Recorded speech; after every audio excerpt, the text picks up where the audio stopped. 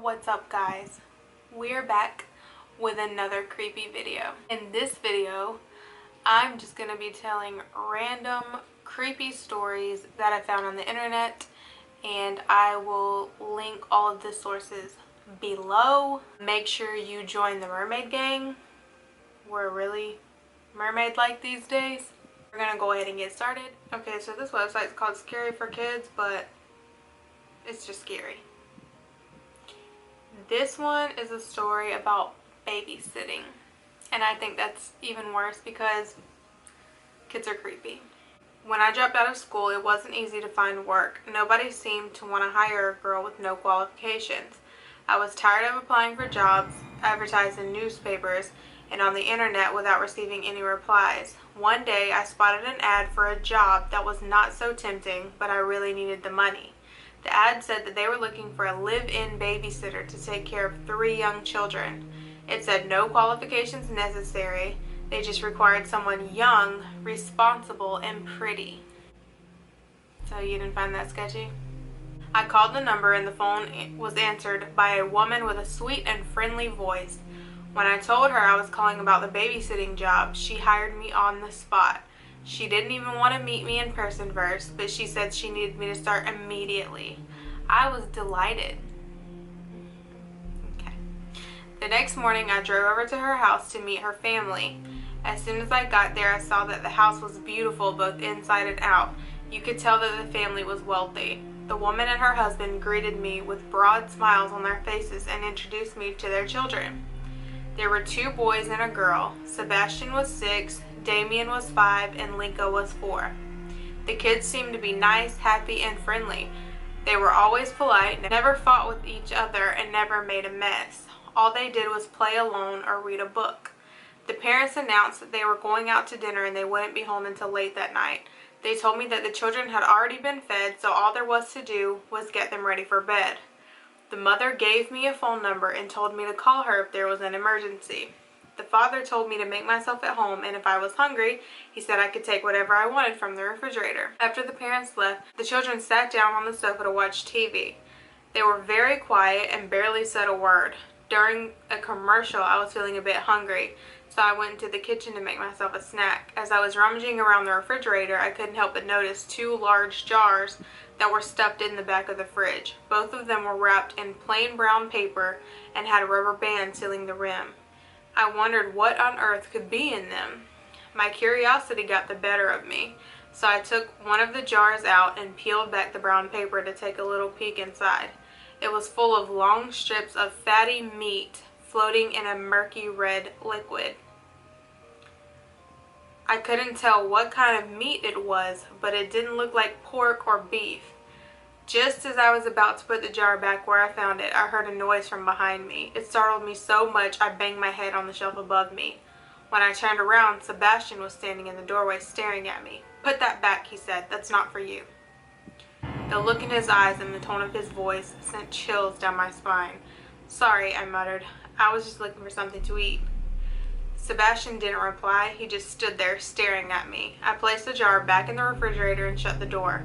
Sebastian turned around and went back into the living room. I had lost my appetite, so I went and joined the children in the living room and watched cartoons with them. I was trying not to let my imagination get the better of me when the cartoons finished and the news came on. There was a story about a teenage girl who had gone missing. The police found her decomposing head in a dumpster. They said that they had no idea what had happened to the rest of her. I was afraid the grisly news story would upset the children, so I changed the channel and told them it was time for bed. The kids didn't complain. They just walked up the stairs, single file, and went to their bedroom. I put them in their pajamas and got them ready for bed. Then I tucked them in, told them good night, and turned the lights out. When I went back downstairs, I was bored and had nothing to do, so I decided to watch a movie. I looked through the family's DVD collection, but all they had were cartoons and Disney movies. I was not in the mood for any more kids stuff.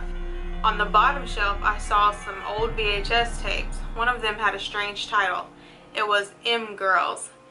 This seemed curious, so I decided to take a look at it. I put the videotape in the VCR and pressed play, then sat down on the sofa and made myself comfortable while the video started. The first thing I noticed was that it was a home video. The family must have recorded it themselves. The parents and children were all laughing and looking like they were having fun. I was about to turn it off when I happened to notice someone else in the video. It was a girl who looked like she was in her late teens. It seemed like she was the previous babysitter. She looked really familiar. It seemed like I recognized her from somewhere. Perhaps she went to my school. Then it finally hit me. Oh my God, I thought. It was the missing girl from the news report. Of course it was. My hands were shaking. My whole body was trembling. I just wanted to get out of there as fast as possible. I jumped out of my seat, ejected the video, and put it back in its case. Then I remembered the jars in the refrigerator. I had to see what was in those jars. Of course you did. With a shudder, I went to the kitchen and opened the refrigerator. Maybe I'm just overreacting, I thought.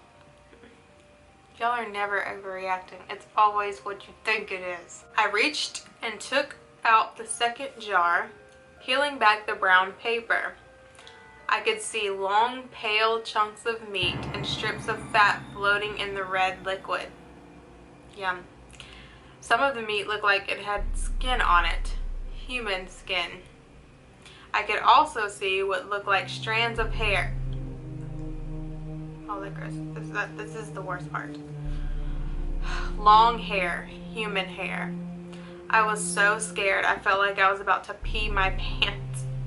I ripped off the rubber band that was sealing the jar and peered inside. There was an eyeball staring back at me. Horrified, I dropped the jar and it smashed on the kitchen floor. Okay, like they're not gonna hear that? When I came out of the hallway, Sebastian was standing at the foot of the stairs. "Where are you going?" he asked.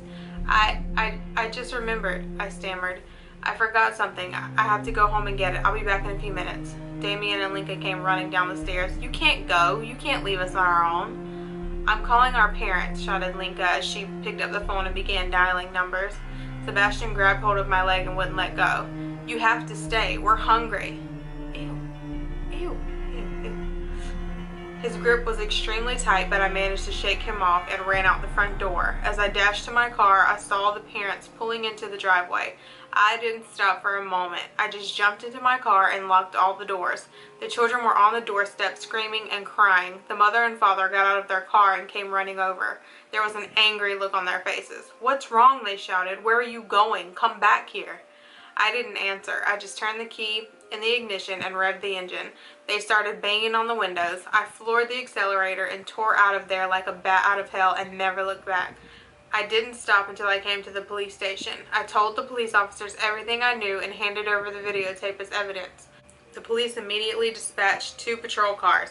By the time they arrived at the house, the parents and children were gone. They just took their car and disappeared. The police searched the house and found the jars in the refrigerator. They also found human flesh and bones in the basement. They did tests and confirmed that they were the remains of the missing girl.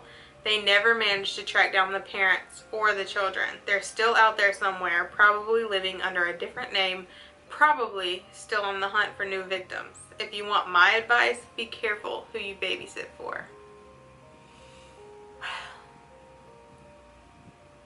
Ugh. Antique doll. Oh, I'm gonna post these pictures. I'm gonna post the pictures that they have up here, because if I have to see it, y'all need to see it. On the morning of her birthday, Lucy's mother woke her up and told her a package had arrived in the mail and it was addressed to her. The girl hurriedly unwrapped the gift and was horrified at what she found inside. It was the most disgusting old doll she had ever seen. It was completely bald and its skin was cracked and caked in dirt. The worst thing of all was its teeth. They were long, pointy, sharp, and beastly. They looked like an animal's fangs. With a shiver, she shook the doll and threw it in the corner. Her mother scolded her, telling her that someone had gone through a lot of trouble to send her this antique doll. Her mother told her she had better appreciate it. What? Lucy tried to protest, but her mother would not listen. She forced the young girl to keep the doll. See, that's what's wrong with y'all. That's why y'all kids end up getting tortured by spirits or creepy shit, because y'all don't be listening. So to put her mind at rest, Lucy stuffed the antique doll into a little cupboard under the stairs behind a pile of shoes where she wouldn't have to look at the ugly, evil little thing. I feel you, girl. It was not until a few nights later, when Lucy was lying in bed, that she heard a noise. a shuffling sound, which went on for about 5 minutes, then a brief dragging noise, and finally a scuttling like light footsteps walking very fast. By now, Lucy was shaking in her bed with fear, unable to move. Then she thought she heard a faint, raspy voice whispering quietly from downstairs. Lucy always slept with the door open and the landing light on, as she was a little scared of the dark. She heard a voice say, "Lucy, I'm on the first step," and then loud scrabbling again as whatever was speaking apparently turned tail and returned to its place of hiding. Lucy was so scared that she didn't sleep a wink that night, but laid in fear until the break of dawn, when her mother got her up for school. Lucy tried to explain to her mother what had happened the night before, but was so tired that when her mother passed it off as just a dream, she began to believe that it might just be the case. Of course it wasn't. Lucy begged her parents to let her throw the antique doll in the garbage, but they insisted that it was a present and she had to keep it. So Lucy reluctantly went back to bed, telling herself that it had only been a dream. She checked the cupboard under the stairs, but the doll was exactly where Lucy had left her. That night, Lucy fought sleep, but she had eventually drifted off. Presently, the deep, disembodied voice woke Lucy again. She wondered if she could only hear it in her head. "Lucy, I'm on the 4th step," it said, and then came to scuffling noise, and the voice didn't reoccur that night. Lucy was crying by now, and again she didn't sleep that night. At school, Lucy told her friends about the doll, and of course they laughed at her. Lucy could only think that if the doll was climbing 4 steps at a time, that there was only one more night to go. That night, Lucy decided to shut her bedroom door. You smart, Lucy. You smart. When her mother turned her light out, she asked why Lucy was no longer scared of the dark. Lucy replied that she was, and could she leave her light on instead of the hall light. But her mother pointed out that her bedroom light was so bright it would keep her awake, and said no. "You know what? You are a bad mother." Therefore, Lucy agreed to just sleep without a light. She opened the bedroom curtains instead to light the room a little anyway. Just as she began to doze off, she heard the noise. And then the voice came, very clear this time. "Lucy, I'm on the top step."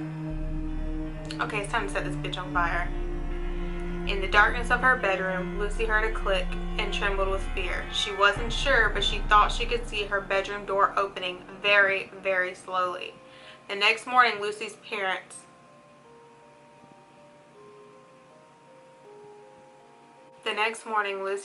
found her body at the bottom of the stairs. They guessed that she had been on her way to the bathroom during the night, and in the darkness had slipped and fallen down the stairs, breaking her neck.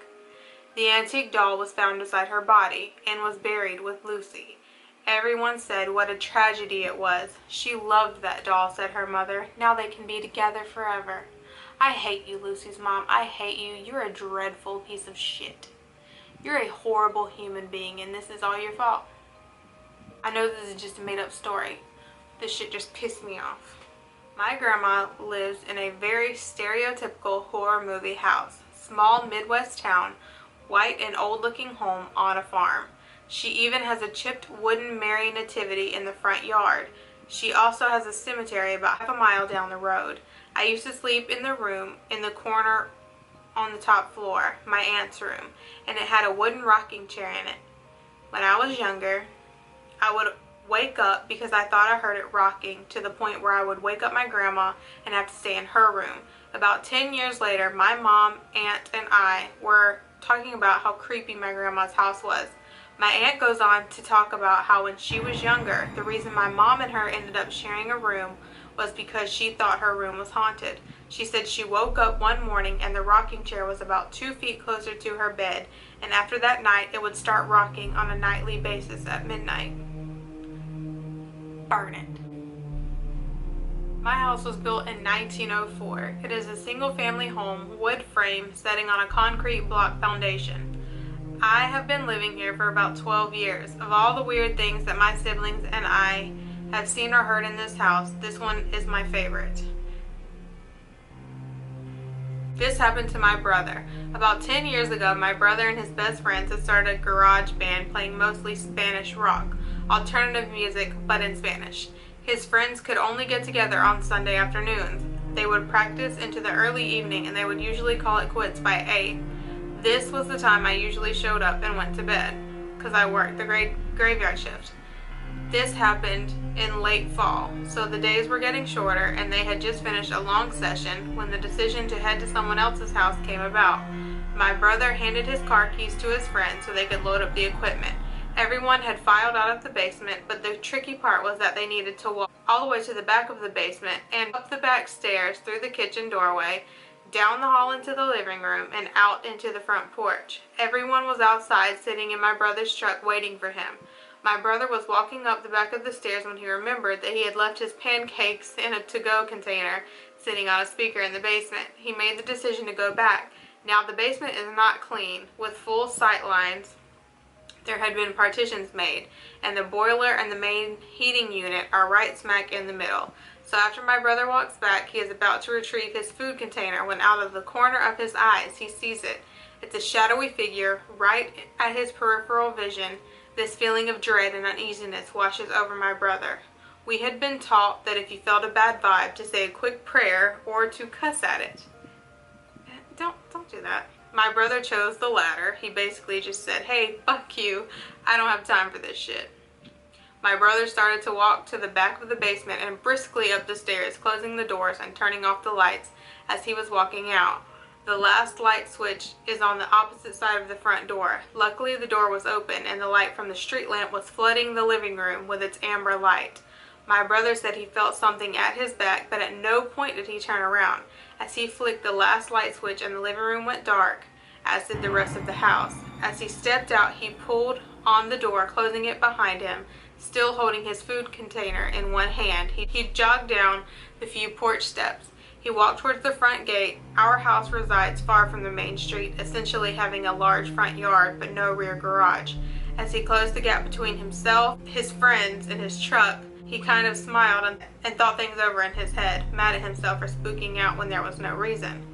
He climbed into the driver's side of the truck, putting on his seatbelt and getting ready to pull out of the parking spot directly in front of the house, when one of his friends asked, "Hey, what about your brother? Isn't he coming with us?" My brother answered, "What do you mean? He went to work early tonight. He's already gone. Do you see his car anywhere?" The next question they asked was, "So who was walking behind you when you were leaving the house?"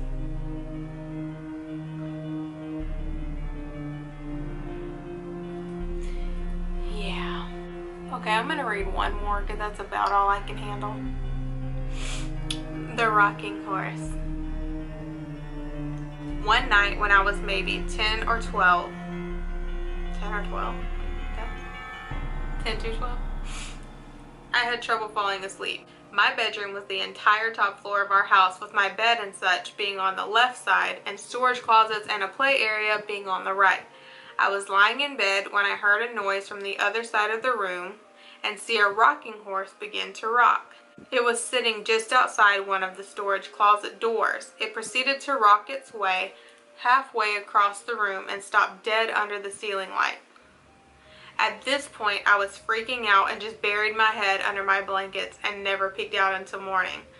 It was all confirmed to not be a dream, as the rocking horse was still in the middle of my room when I woke up. Furthermore, I got a stern reprimand from my parents for being up out of bed playing with my toys well past my bedtime. Their bedroom was directly below the storage closet play area, and they had heard the creaking of the rocking horse shuffling across the room. Burn it. Burn it. That's my answer for all of this shit. Burn it. Okay, that's all I can handle tonight. Literally, I cannot. There's no way. I cannot do it. I have chill bumps. I cannot tell another scary story. So I hope you guys enjoyed this. I hope you go ahead and join the Mermaid Gang just for the fact of me scaring the shit out of myself to entertain you. And like and share my video, please. And make sure you go in my description and go click on the link to my family channel and go watch our new video that we just posted trying snack crate. So anyway, thank you for watching, and we out.